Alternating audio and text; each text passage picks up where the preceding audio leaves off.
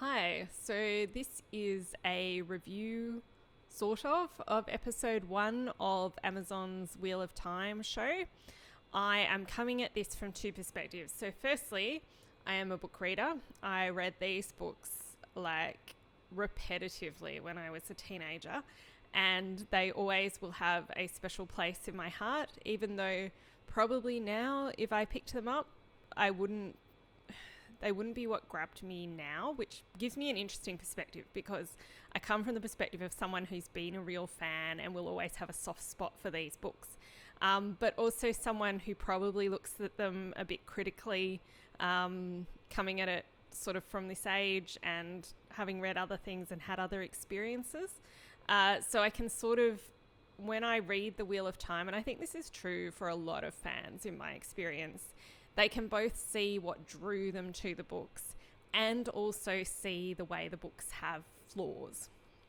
So when I heard Amazon was making a Wheel of Time show, I was super excited because these books have been such a huge part of my life, and I'm really interested to see how the show's progressed. I joined the Twitter community around Wheel of Time, which is the most wholesome, lovely.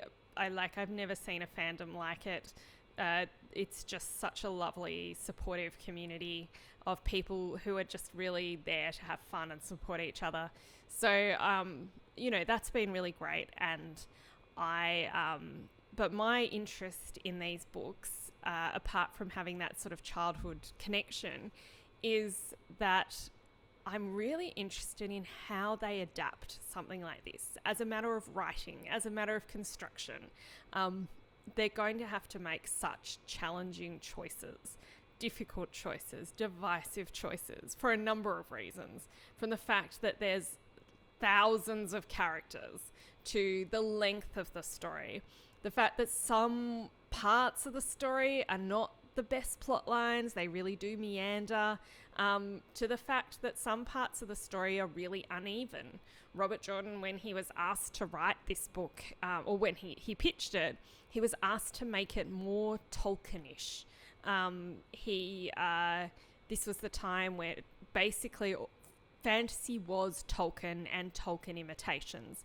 That's what it was as a genre.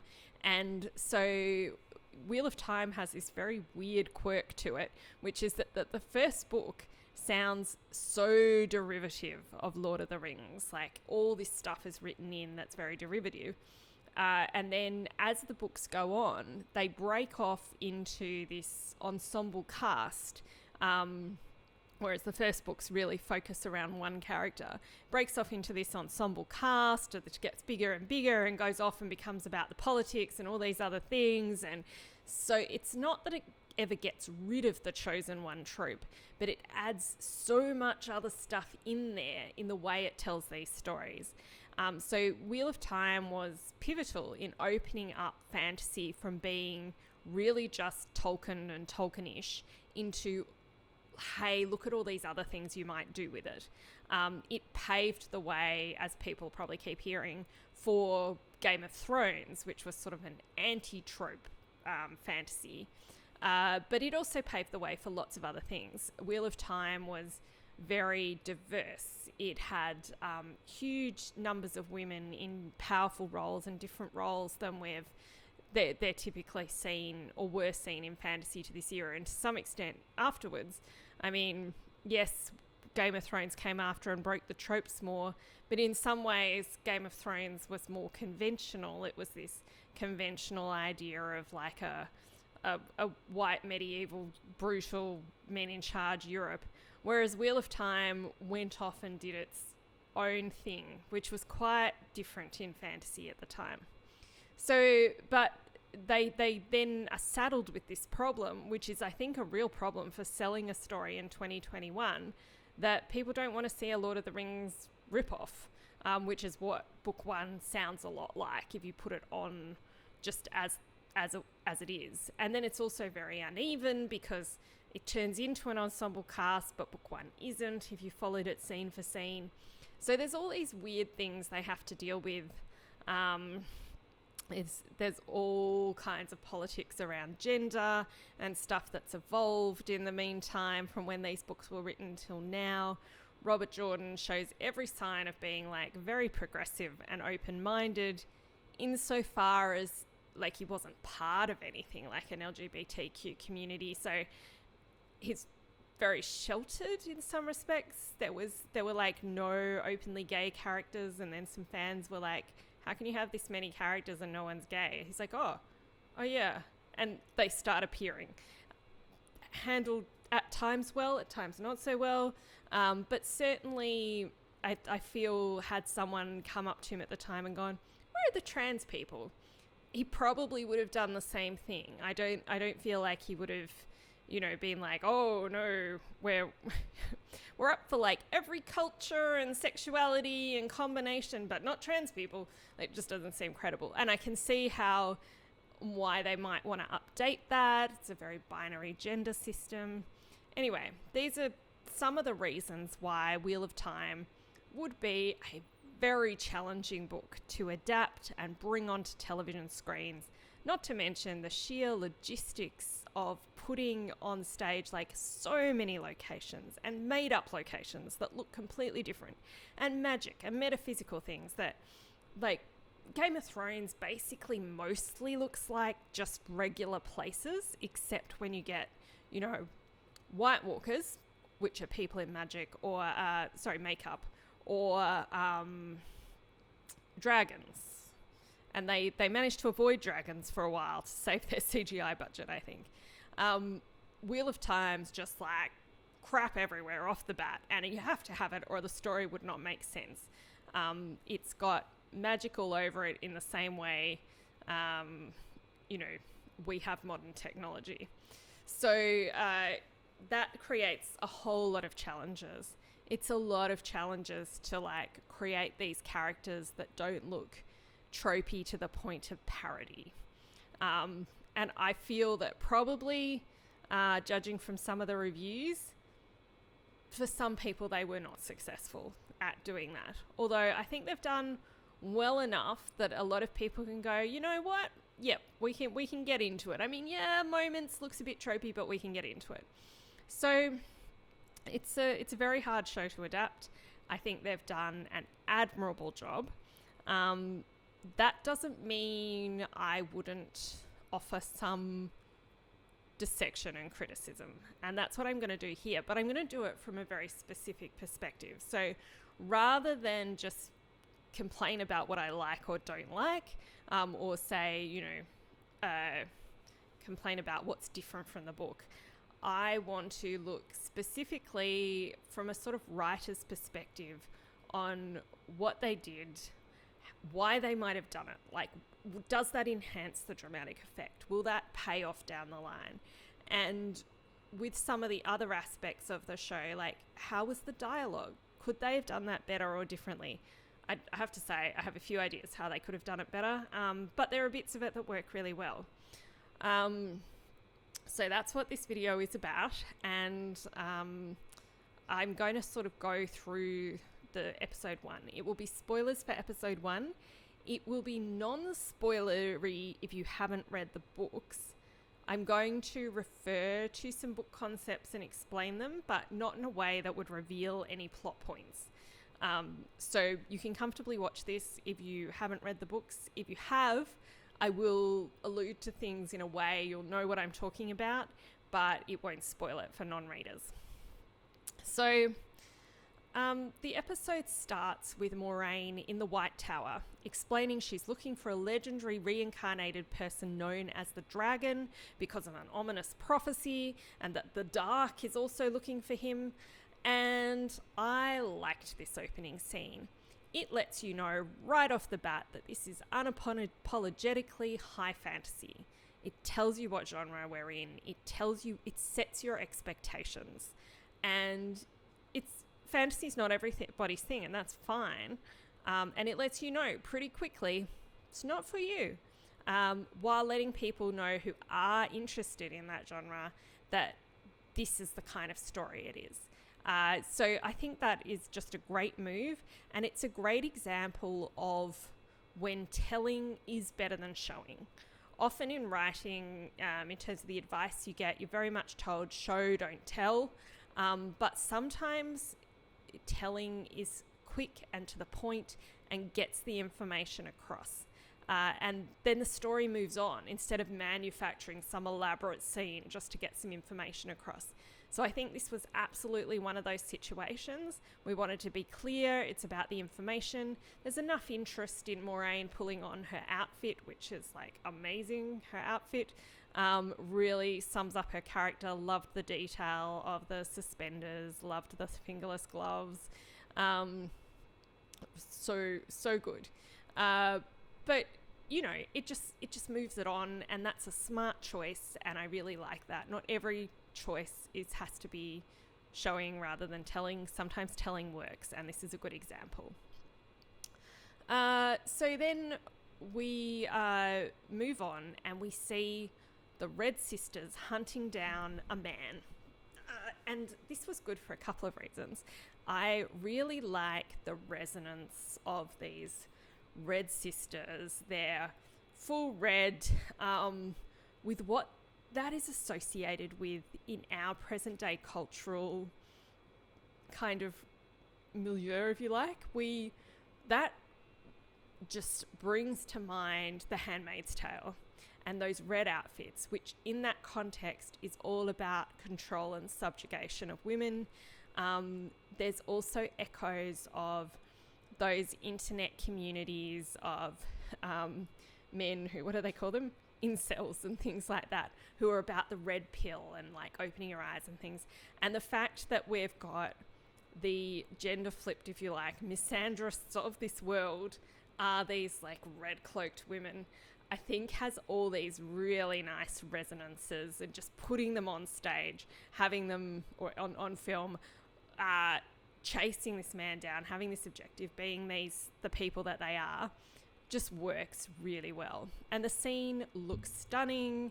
The landscape looks stunning. You're interested in what's going on, even if you don't fully understand it yet.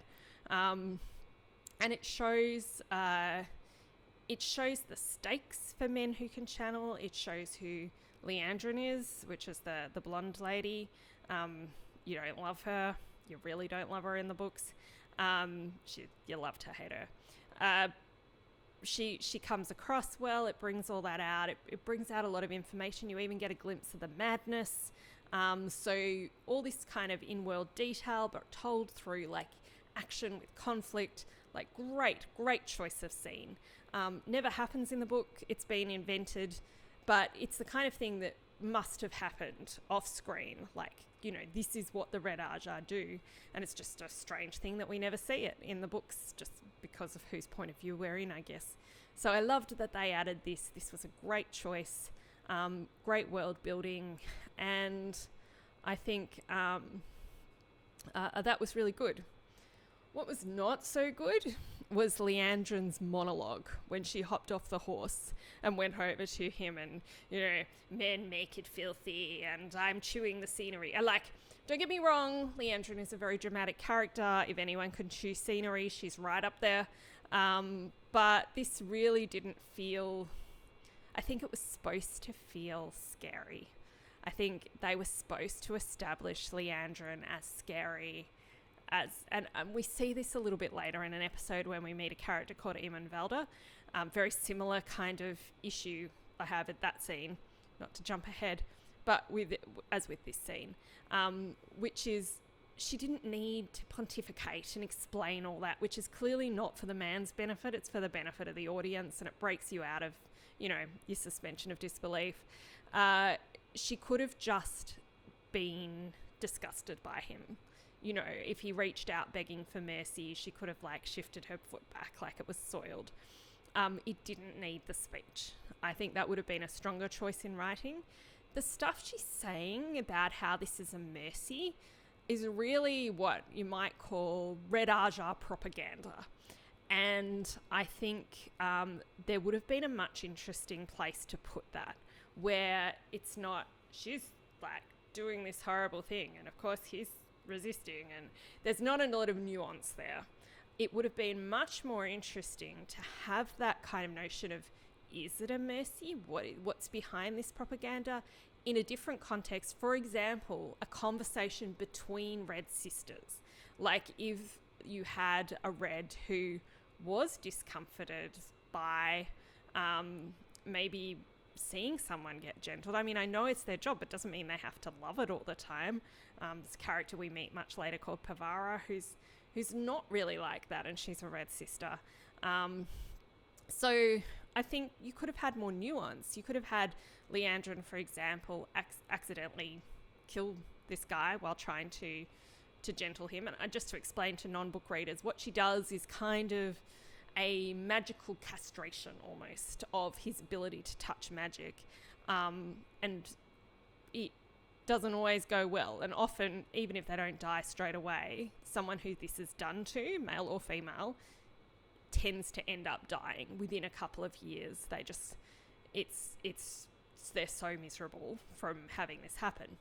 So it would make sense that someone could be shocked by this even within the Red, and it would add nuance to who these characters are, and that Leandrin would justify it to a sister and another one feels discomforted would have made it more real, which would have made it more scary, much more scary than her chewing the scenery.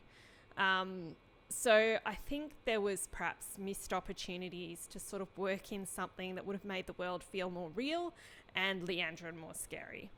But at any rate, I do like the scene as a concept, apart from that particular speechifying she does. And then we cut to Lan and Moiraine looking down as though they're seeing this man getting gentled, and this was great. Like, from if you're a really purist book reader, you'd probably be like, why are they there? Why would they be there in that location? But, you know, maybe they're there. They're tagging along. They were tracking the guy too. And it just moves us straight back to the main plot. I like it as a choice. I think it works really well. It's smart for TV. And I think they nailed Moiraine and Lan's characters here. Moiraine's this woman on a mission. She's not shedding tears at what she's seeing down there. She is focused. And she looks tired, and she looks like they're moving on to the next thing. Lan is stoic. He's just got the slightest eyebrow raise. It's really well done. I thought that worked really well. Was one thing I didn't love about the dialogue here, and that is Moraine's line where she says, "There is a rumour of 4 ta'veren in the 2 rivers." Now, my issue here is not that there are 4 ta'veren, which I think has been commented on, and I'm totally on board with that. When you read the whole books, you're like, what makes this person ta'veren and this person doesn't? Because it certainly seems like a whole lot of very coincidental things happen to that person. So I feel like that's a solid choice and an improvement, that there are 4 ta'veren. Could be 5, I'd be down with that as well. But at any rate, I don't see that there's any issue with that. My issue is that there's a rumour of 4 ta'veren, because ta'veren means something specific in this world. And this is not a nitpicky, I'm a fan of the books kind of comment. This is about what makes the writing in the books tick. And one of the things that drives the story, that drives the audience interest, that drives the intrigue, is that this world has very fixed rules. They're so fixed, they feel like a reality. You know, it's not like one day someone can do something magical and the next day it doesn't happen. And it's all very mysterious, and the word, you know, there's no like red lady wandering around just being mysterious, doing like one-off spells that never happen again. That is not Wheel of Time. Wheel of Time, the metaphysical stuff that happens is so consistent that it's like physics. And that's important because it sets constraints that make the story interesting. Because the characters have to work within the constraints. The artistic choices of the author have to work within the constraints. It adds interest to have these constraints. And at times it turns the book into kind of a puzzle. You can figure things out. The audience can figure things out. The characters can game strategies. And I think that's a really important aspect. So tossing around terms like ta'veren in a way that doesn't really seem to make sense, I think, is a problem. So what are ta'veren? So for non-book readers, ta'veren are basically people who bend probability around them. It's more specific than that, though. The Wheel of Time universe has fate to a point, as in certain major events happen and can be prophesied, but people have free will around that. It's not too dissimilar. I've been watching Foundation. It's not too dissimilar from that idea of psychohistory. Probably Jordan read Foundation. He was a physicist, and he was also an author who was into spec fic, so good chance that he did. This idea that you can predict the big events, but not the little parts of everyone's life, not all that. It's sort of fate, but with fuzziness. And there's echoes of it in sort of the theoretical physics that developed over the 20th century that I think, is probably a little bit of the inspiration here. So in Wheel of Time, he's mishmashed it up with sort of some religion stuff. So quite specifically, there are souls, and the souls get spun out by the pattern into human bodies, at which point they become threads in the pattern that are there for a while. Certain threads are much more controlled by the wheel and are used to sort of bend the pattern around it and keep it on track. So these people are kind of forced to go a certain path by the pattern, but they also bend probability around them, and so the pattern itself is able to sort of keep all these other lives and paths moving towards this bigger picture. So that is what being ta'veren means. It means being one of these sort of critical threads that's being pushed along a line and is pulling the pattern with it. The only way anyone would be able to tell there was a ta'veren is that weirdly improbable crap would be happening around them. And we see that happen at points in the book. Certain character gets tracked across the land at one point because they can follow a trail of bizarre events. So being a ta'veren is a whole very specific thing. What is happening in the Two Rivers that would qualify for a rumour of ta'veren? It's a sleepy, quiet rural town, and B, that anyone would be able to specifically say there are 4 ta'veren. It just does not seem to make sense, and it seems to me like a weird choice. I don't know why they did it. I'd love to know why they did it. If any of the writers ever read this, I would love to know why you made that choice, if there is a reason for it. But as it was, I was like, what? And I feel there was a missed opportunity to do something more interesting. And in fact, to potentially remedy something that's not really, I don't believe is ever explained in the books, which is, do they just become ta'veren one day? Moiraine shows up and suddenly they're ta'veren? Or were they always ta'veren? And if they were always ta'veren, what was happening there? Why was there no sign of it? What was that about? If you think about it, there kind of is an explanation, which is that the fate they were twisting was to be able to grow up undisturbed in this wholesome, sleepy village. So you would expect to see, if they were twisting fate, that there's this pattern where people just, for whatever reason, can't really leave the village, don't really want to come visit it, and that it started happening specifically 20 years ago. Before that, there was a lot more trade. And then suddenly, it really just all dropped off 20 years ago. And people want to leave, but just, for some reason, something always stops them. The cart always breaks down. There's something about it that could have been so interesting. It's that verging on that sort of horror movie village where, everything is fine until you try and leave and find you really can't. It's not quite that extreme, probably, but there would be an element of that was interesting to play with, and an element that Moiraine could have picked up on. Moiraine is smart, she's strategic, and if she thought about it, she'd be like, well, the dragon has to be ta'veren. So what would I expect to see around ta'veren? This could be part of how she tracks the dragon down. And that she realizes there's this town that their eyes just keep sort of sliding off, or they just find excuses not to visit. and it clicks for her that maybe that's what it is. I could see that being a great scene, and then adding this whole element of mystery to the scenes in the first episode if we have this sort of thing going on.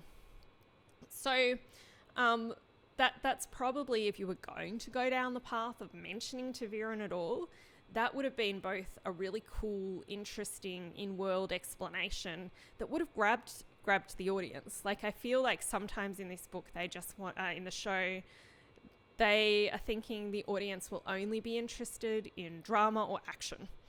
And I think part of the interest here in this show is that there's these conceptual ideas that play out. We were like, oh, I haven't seen that before. Cool. What are they going to do with it? So I would have liked something like that if they were going to mention it. I feel like I don't know what they can do with a rumour of ta'veren. I don't feel like, I mean, there are a few characters in the books who can have some ability to see ta'veren, like they glow to them. I feel like Swan Sanche probably didn't wander into the two rivers and pick them all out, so that doesn't seem like an explanation of what happened. I think that could have been better. Anyway, so we go into the two rivers, and mixed feelings. There are choices I like. Like, I liked that they showed Egwene's initiation. I liked that they showed that, iconic moment with Rand and Tam on the quarry road with Bella. And who doesn't love Bella? I'm glad we got Bella. So, like, all those choices were good in terms of the broad concept. In terms of what happened in those scenes, I was not convinced that was the best use of those scenes. I felt, and there have been reviews where the critics are saying, oh, these characters are really bland. And I think it's tough. Don't get me wrong. It's tough to actually create interesting characters within the confines of the script, within the amount of time they have before they have to kick off on the road. But I don't think they did anything to help themselves with these particular scenes. So and if I can pinpoint why, with the initiation, there's no real dramatic shift and there's no stakes. There's no sense that this has built us much of a better picture of the world. I get the symbolism of the whole river thing. Anyone who's read the books will be like, yeah, obvious symbolism. But, and I get that there was kind of meant to be a shift because Egwene struggles and then she surrenders to the river. But it didn't kind of mean anything in Egwene's context, and it didn't seem to say anything about her character, and it didn't seem to say anything about her relationships with anyone else, and it didn't have stakes. Nobody was worried she would fail at this test. She wasn't worried. Everyone was like, yeah, we'll chuck you off a river. Everything's going to be fine. I'm just like, is that the most interesting or realistic way to show that? You could have had something that was more in line with showing Egwene's character. So Egwene's character in the books she is one of her defining characteristics is that she is ambitious to a fault. We're thinking like Daenerys levels of ambition. I mean, she doesn't think she's entitled to rule because she's a innkeeper's daughter. But she's pretty determined. She's going to get out there and, like, follow her ambition and learn stuff. And that's very defining. And many people find that admirable and many people find it off-putting. But that's who she is. And you don't really get that sense. You don't get this sense of what drives her. There's nothing for her to struggle against. Just feels a little bit sorry that she's letting Rand down, but that's not present in the initiation at all anyway. So they could have, for example, and I get that this is backstory, but just as an example, supposing rather than just sit placidly up on the hill, you had women along the riverbank coming down, watching what happens as these women go down, bearing witness. And they do it with the women and girls. So Egwene's seen these before. And there are stakes because not all the initiates made it. Some of them didn't survive this river test. And Egwene has memories of that as a child who watched it. You could just have that. That would probably even maybe be enough. Or you could create something more Egwene specific, like if it was, say, her older sister who didn't survive this test and her parents are very concerned that she's not ready or she won't survive. Egwene could be dead set determined that she will. She could believe in herself, she could be willing to challenge herself, and she could be triumphant when she does. That, if she has to overcome their resistance with her own confidence in herself, it would have shown what kind of person she was. And the fact they are genuinely worried, and she has memories of people who genuinely died, that would have shown the stakes. She could have had that flashback when she went into the water and then it panicked and then she was determined to overcome that. It would have created like an arc or a shift to that scene, and told us a bit more about who she is. So I don't know if that's like, people can probably think of other choices, but the point is she's just someone who the scene is happening to. She isn't driving it, she isn't developing because of it. It's just happening to her. And that's part of what makes it hard, particularly for non-readers, to grasp or connect to who this person is meant to be. Moving on to the